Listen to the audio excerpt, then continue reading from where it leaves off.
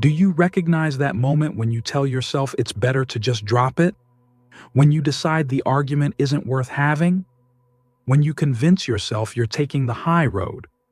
How often do you hold back the words you really want to say? Suppress the response that's burning inside you? Keep that shout locked in your chest, all because you want to avoid a fight? Here's something that might sting a little. Each time you do this, you're turning your back on who you really are. Our society worships fake harmony. We grow up learning that avoiding confrontation shows we're grown up, that good manners mean keeping quiet when something upsets us, that choosing silence proves we're better than everyone else. That's complete nonsense. Nietzsche figured this out with painful honesty. He realized that most of what we call virtue is actually hidden cowardice. Being scared of confrontation, terrified of losing someone's love or approval, afraid people will think we're difficult or mean or selfish. But here's the truth. As long as you live to make others happy and dodge every conflict, you're going to spend your life choking on your own frustration. The philosopher had a name for this: slave morality. It's a belief system invented by people who felt powerless, who were full of bitterness, people who couldn't fight back, so they learned to hide behind fake modesty and giving in. The really awful part? This has become normal. This is how we're supposed to act. You think you're being a good person when you're actually letting people walk all over you. Take a moment to think about this. How much unfairness have you put up with just to keep things peaceful? How many times have you kept your mouth shut when you knew you should have spoken up? How many insults, embarrassments, and disrespectful moments have you swallowed, all for the sake of avoiding trouble? I'm not saying you should pick fights with everyone you meet. That's not the point. The point is taking back your right to live with self-respect. Because let me tell you something. If you never learn to handle conflict, it's going to destroy you from the inside out. All that bitterness will pile up, and eventually, you won't be able to handle it anymore. Then you'll either blow up in the worst possible way, or you'll just give up completely, believing that being good means being helpless. But Nietzsche shows us there's another way. A way of thinking that helps you break free from this pattern of always giving in. He shows us that conflict isn't your enemy, it can actually set you free. In what follows, we're going to explore Nietzsche's thoughts about being afraid of confrontation. You'll see how this slave mentality still controls your life right now, and most importantly, you'll learn how to get past it. Are you ready for some truths that might make you uncomfortable? Then stick around till the end. What you're about to learn here might completely transform how you understand the world and yourself. To figure out why confrontation scares you so much, you have to look deeper than just your personal experiences and examine the hidden story of human morality. Nobody has dug into this more thoroughly than Friedrich Nietzsche. In his work, On the Genealogy of Morals, Nietzsche exposes a harsh reality. The values you hold dear today, the things you consider right and wrong, didn't come from noble intentions, but from weakness, bitterness, and the desperate need of the powerless to protect themselves from the powerful. Picture a time when being strong was everything. The nobility, the warriors. They never apologized for wanting power. They took control, set boundaries, and found their worth through conquering the world. Their sense of right and wrong was bold and confident. Good meant anything that showed strength, bravery, and greatness. But there were others, the weak, the bitter ones. They couldn't win at the power game. They lacked the strength to get their way, so they had only one option left: flip the whole game upside down. How did they do it? By inventing new rules based on turning everything backwards. What used to be good, strength, pride, courage, became bad, became sinful, and what used to be weakness, giving in, following orders, being humble, got promoted to being virtuous. Not because they genuinely wanted to be good, but because they had no choice. It was their way of surviving. Nietzsche called this slave morality, a moral system born not from celebrating life, but from rejecting it. A way of thinking that treats running away, giving up things, and staying passive as if they were better choices, when really they're just unconscious ways of dealing with being unable to take action. You might think all this happened long ago, but it didn't. This morality is still here. It shaped how you were raised. It's in all those things people told you as a kid. Don't talk back, don't argue, be nice, don't make waves. From the time you were little, you learned to think that confrontation was bad and giving in was good. Every time you stay quiet, look down, or avoid conflict to keep things looking peaceful, you're letting this slave morality run your life. But listen carefully. This doesn't mean you're naturally weak or spineless. It means you were taught to believe that being strong, standing up for yourself, and setting boundaries would make you a bad person. You were trained to think that being good means being harmless. What's the result? A mental trap that catches millions of people. Fear of confrontation. Fear of taking a stand. Fear of claiming your own strength. You tell yourself you're being mature by avoiding fights, when really it's fear that's freezing you in place. And the more you run away, the stronger this slave mentality gets inside you. But there's another toxic element in all of this.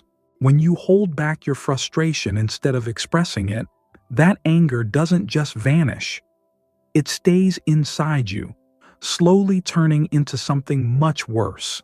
A deep, bitter feeling that eats away at you from within. This bitterness becomes the secret driver behind why you keep avoiding difficult conversations and conflicts, and it's quietly destroying your life bit by bit. Let me tell you what comes next. We're going to explore some uncomfortable truths about how this bitterness works. You've learned how certain moral teachings make people afraid of standing up for themselves. Now we need to dig deeper into one of the most damaging emotions this creates: bitter resentment. A famous philosopher once wrote brilliantly about how the human mind works, and he was particularly sharp when explaining what happens when we feel this kind of deep resentment. He described how this feeling grows when our natural urge to take action, to speak up, to defend ourselves, to show our strength, gets blocked and can't come out naturally. But here's the thing. That energy doesn't just disappear. Instead, it gets trapped inside you. And rather than turning into healthy action, it becomes like poison in your system. Someone who feels this way is basically stuck. They want to do something, but feel like they can't. They want to stand up to someone who's treating them badly, but they're too scared. They want to claim their rightful place, but they're terrified of what might happen. So instead, they push down these feelings and start telling themselves stories to make their inaction seem noble. They think things like, I'm actually better than them because I don't fight back. I'm more mature because I choose to forgive. I'm taking the high road by not getting into arguments. But let's be honest, these are just lies we tell ourselves. Underneath all this talk about being the better person, there's raw anger that hasn't been dealt with, frustration that's been ignored, and a feeling of helplessness that's slowly poisoning everything. And deep down, you know this is true, even if you won't admit it to yourself. Think about it. Every time someone treats you badly and you just stay quiet, then spend the rest of the day imagining all the clever things you should have said. That's this bitter feeling at work. When you notice someone taking advantage of your kindness, and instead of setting boundaries, you just silently build up more anger inside. That's the same thing. When you pretend everything's fine but feel increasingly bitter because you can't defend yourself, that's exactly what we're talking about. Here's what that old philosopher warned us about. Someone caught in this pattern isn't just an innocent victim. They're actually helping to keep themselves trapped. By running away from necessary conflicts, you're feeding this internal poison, and as time goes on, it destroys you from the inside. This creates a terrible cycle that's hard to break. The more you avoid confrontation, the more bitter you become. The more bitter you feel, the less brave you are to face problems head-on, and so you sink deeper and deeper into resentment and feeling sorry for yourself. The saddest part? Many people get so used to living this way that they start to think it's who they are. They become people who enjoy feeling like martyrs, proud of what they think is their goodness, when really they're just prisoners of their own fear. But here's some hope. That same philosopher didn't think we're doomed to live this way forever. There is a way out, a path that involves real change. It means learning to embrace what he called your inner power, the ability to stand up for yourself without shame, guilt, or fear. That's what we'll talk about next. You're going to learn how to take back that vital energy and finally break free from always giving in to others. So far, we've looked at how certain moral ideas and bitter feelings create this fear of conflict and trap you in an unhappy life. But this philosopher wasn't someone who just pointed out problems. He also looked for solutions. The key to escaping this prison lies in understanding one of his most important ideas, the drive for personal power. This concept has been badly misunderstood over the years. Some people think it just means wanting to control others, which completely misses the point. When we talk about this drive for power, we're really talking about something much more fundamental, the basic force that drives all life. Everything alive wants to grow, express itself, expand, and push past its current limits. This is that inner drive we're talking about. It's what makes a tiny seed push through hard soil, what makes a young animal explore the world around it, what makes humans create things, achieve goals, and become more than they were before. But those limiting moral teachings try to crush this natural drive. They tell you, don't assert what you want. Don't stand out from the crowd. Don't confront anyone. Don't be threatening in any way. They want you to squeeze yourself into a tiny, harmless, easily controlled box. When you suppress this natural drive to grow and assert yourself, it doesn't just go away. Instead, it becomes corrupted and starts working against you. When we constantly avoid standing up for ourselves, we start feeling bitter, withdrawn, and sorry for ourselves.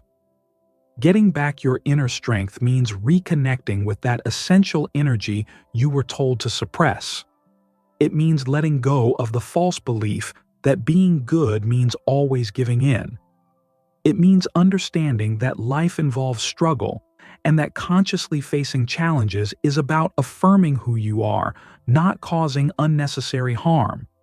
So how do you make this happen? Start by understanding that being afraid of disagreement isn't actually a good thing. It's a weakness you picked up along the way that you need to work through. Begin by taking your ground on little matters. Practice refusing requests. Establish your limits.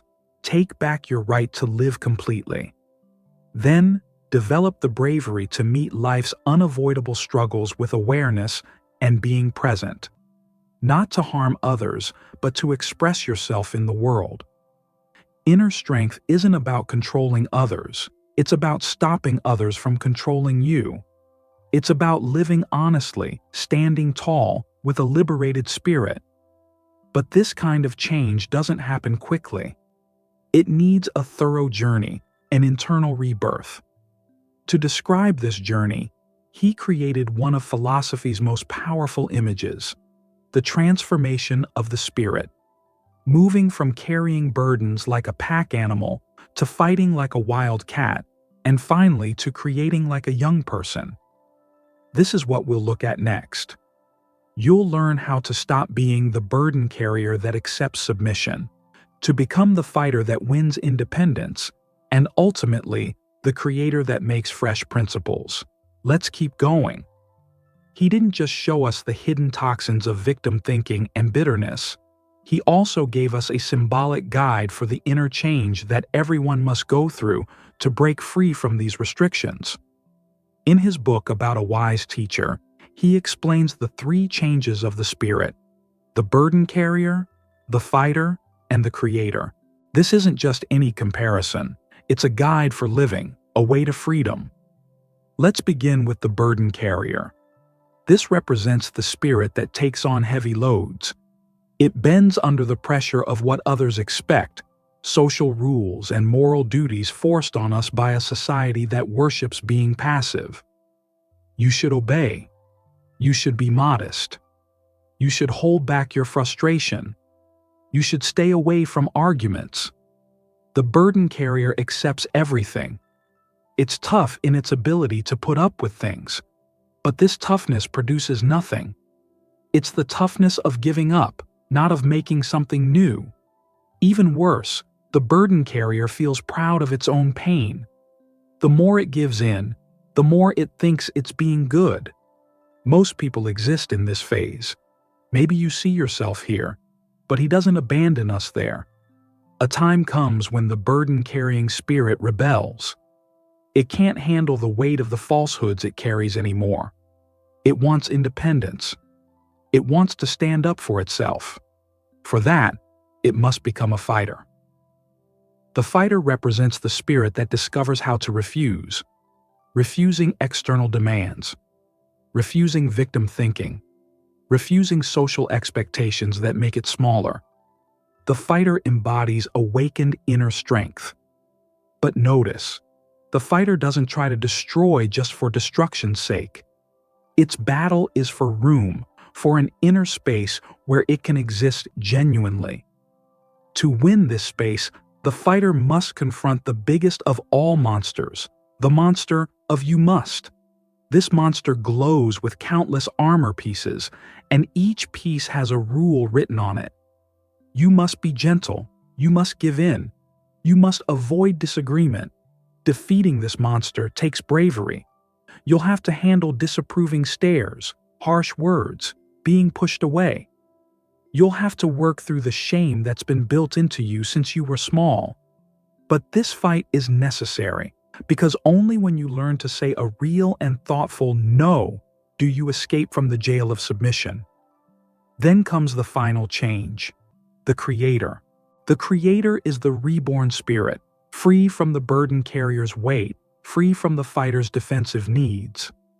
Now, the spirit makes things. It no longer lives by reacting, but by building. It makes its own principles. It decides when to yield and when to resist. It lives with ease, genuinely, happily. At this point, conflict stops being a war zone and becomes a place for creation. You no longer try to beat the other person, but to express yourself based on who you really are. This is the real rebirth that he suggests, but reaching there means you must go through the flames of confrontation. You must cross the empty space of rejection and uncertainty. You must finally break away from the fear that holds you captive. This brings us to a crucial question. What's the secret to finding your real self underneath all those walls of anxiety and people-pleasing? Friedrich Nietzsche gave us an incredible roadmap in his work Ecce Homo. It's all about the journey of becoming your authentic self. We're going to dive into this together, and you'll see why learning to handle disagreements and tough conversations is absolutely essential for figuring out who you really are. This whole process can completely change how you live your life. So you've learned about that amazing transformation, going from being a burden carrier to a fierce defender of yourself, and then to someone who can create fresh possibilities. Now let's talk about what's really on the line here. Nietzsche hits us with one of his most challenging and eye-opening concepts: becoming your true self. In Ecce Homo, he presents this idea as both an invitation to grow and a serious heads-up about what's coming. Here's the thing. Turning into who you're meant to be isn't something that just happens naturally or easily. It's actually a real fight, and the first opponent you'll face is your own fear of rocking the boat. Think about this for a moment. How much of your daily life revolves around keeping other people happy? How often do you pick the option that will make your family proud, keep your romantic partner satisfied, avoid disappointing friends, or stay in your boss's good graces, even when it goes against what you actually want deep down? How many times have you kept your mouth shut about what you really think just to keep things smooth and comfortable? Nietzsche points out that this is the sneakiest trap we can fall into. Most folks never actually become themselves. Instead, they spend their whole lives acting out parts, putting on different faces, bending themselves into shapes that match what they think everyone expects from them. But here's the harsh reality. There's a terrible cost to this fake peace. Every single time you push down what you truly want, you lose a piece of yourself. Every time you back away from an important disagreement, your sense of who you are gets a little blurrier. Every time you nod and smile when you wanted to shake your head, you drift further from your real identity. Nietzsche figured out that being scared of conflict isn't just about behavior. It's actually getting in the way of you existing as a complete person. Conflict is where you forge your identity. When you bump up against the world, against other people, against different ideas, that's when you figure out what really matters to you, what you genuinely believe, what you honestly want. No conflict means no self-discovery. No self-discovery means no authenticity. No authenticity means no complete life, just going through the motions like you're in some empty play. So becoming yourself means finding the guts to face the fights that matter. It means telling people's expectations no. It means rejecting the roles that get pushed onto you. It means saying no to your own habit of shape-shifting just to get approval. But wait, there's more to it. Nietzsche reminds us that this journey is completely personal. There's no instruction manual for who you should turn into. There's no one-size-fits-all rulebook you have to follow. You've got to build your own road, decide your own principles, create your own way of being alive. And honestly, that's terrifying. When you step away from following the crowd's rules, you're on your own. At first, it really stings. People stop cheering for you. That feeling of safety you thought you had turns out to be just an illusion. But here's what you get instead, something worth way more than all that. You get the chance to live with complete honesty about who you are. Every disagreement you handle with clear thinking becomes progress on this path. Every time you set a boundary with confidence, you're standing up for yourself. Every moment you tell the truth, even when your voice shakes, even when you're scared, you move closer to your real self. Nietzsche isn't promising this will be comfortable. What he's offering is the opportunity to live as a genuine person, and that's more valuable than any social thumbs up you could get. But to get there, you have to accept something uncomfortable. Staying quiet when you see unfairness, when someone gets mistreated, when people get pushed around. That's not being nice. That's actually helping the problem continue. And that brings us to our final point. You've come this far, so it's time to look at a truth that lots of people would rather ignore. Your silence costs something, and it's not a small price. How often have you convinced yourself that keeping quiet was the smart move? That fighting back wouldn't be worth it? That nothing would change anyway? That it was easier to just let things slide? How many times have you swallowed put-downs, disrespect, and little or big mistreatments, all because you told yourself it would keep things peaceful? Here's what's actually happening though. When you stay quiet instead of speaking up against unfair treatment, you're not staying out of it. You're actually making the problem stronger. You're showing everyone around you that it's okay to treat you poorly. You're letting harmful behaviors keep happening in your own life and everywhere else. A famous thinker named Nietzsche understood this really well. He realized that when people build their choices around being scared, it doesn't create harmony. Instead, it weakens who they are inside. When you keep your mouth shut just to avoid arguments, you're not creating something better for yourself. You're actually burying your own strength and willpower. Don't trick yourself into thinking nobody notices this. People can always sense when someone is too scared to stand up for themselves. And the people who want to take advantage of others, they see this weakness right away. That quiet approach you think keeps you safe actually makes you more vulnerable. When you don't set clear limits, you're basically asking people to step all over them. When you don't speak honest words, you leave space for dishonesty to grow. Nietzsche showed us that living genuinely means being brave. Being brave doesn't mean you never feel scared. It means you do what's right even when fear is trying to stop you. Sometimes disagreements are necessary. They're the moments when you prove who you really are. These moments show both you and everyone else that you have strength, that certain things matter to you, and that you won't let people push you around forever.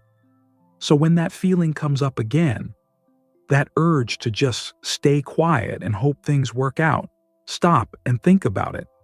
Ask yourself, am I actually being smart here, or am I just being scared? If you're really honest with yourself when you ask this question, it might completely change how you live. Keep in mind that becoming your true self doesn't happen when you're just sitting there accepting whatever comes your way. It happens when you bravely say, "This is who I am," when you face difficult situations head-on, and when you're willing to have those tough conversations. You weren't meant to spend your whole life just carrying everyone else's problems on your shoulders. You have both fierce strength and creative energy inside you. You can learn to say no when you need to, and you can build a life that actually belongs to you. But none of this works unless you actually do something about it, and you need to begin right now. What comes next is just as crucial as what we've talked about here. It's going to help you go even deeper with the changes you've already started making. I'll see you there.